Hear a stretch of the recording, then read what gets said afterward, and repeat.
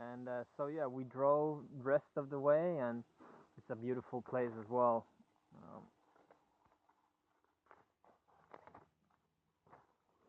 Such nice scenery and landscape, and it was a really big place, like really big, like bigger than Crystal Waters, and it was just 10 people there, I think. But the owners, yeah, I think it was like 700 acres or something. It's huge. And they had built this center for education there, which where they studied holy books, such as the Book of Enoch and Jewish Bible and the Zohar and Kabbalah and things like that, and learning Hebrew as well. And they weren't focusing on food as much as in the other farm, like, and so they ate very basic, like maybe twice a day, raw during daytime and cooked during dinner. And I got to spend my nights in a caravan. That was I wouldn't want to spend my whole life in there. Much smaller than yours in Kinkin, and yeah, bit uh, cramped. But anyway, I was only going to be there for 10 days. I didn't say any, I didn't say any, I didn't want to be a bad guest, and so because some of them lived in tents and things like that. But it was really nice there actually. So they had two places with buildings. One was on the lower plateau and was their first building and living house, and they had two children and which adults which had grown, I mean, moved back, and they were staying there. And one of them also had a kid, so was a grandchild there. So Steve and Kali lived in the education center up the hill, and the other people lived in the other buildings, such as tents or small cabins or yurts.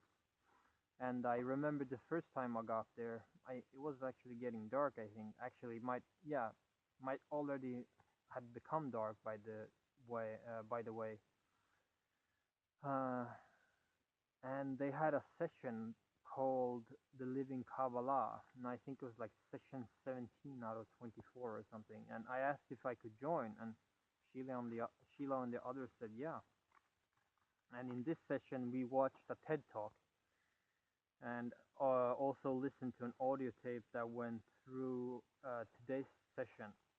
I don't remember the topic, but I remember what we did. Like, we talked about how important the word was and what we say we should mean, and only speak what we mean and nothing else. Like, and after that, we stood in a circle and began singing or making the simplest sound and relaxed sound you could make, which is ah, and it was Gandharvic harmonics basically. And we did that for maybe 15 minutes or more. And after a while, Joshua, who held the session, said that each one would now sing his heart out and unbound, one at a time. And so everyone did. And it was indescribable. Like, when it was my turn, something unleashed, like something that had been buried deep inside of me, like uh, blocked for many for my whole life.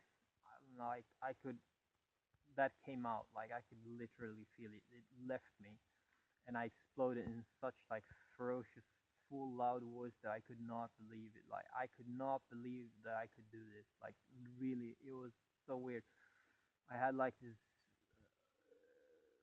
focus point of myself, like observing myself, like this third person, or like focus on this. I was like, whoa, really? Like, am I doing that? Like, is this me? Am I really doing that? That's like, I couldn't believe that. That's not me. That's how it felt. That's not me doing that. Like, it's like, to me, it felt like I filled the whole room with my voice and like exploded. Like, that was, and that was my first day.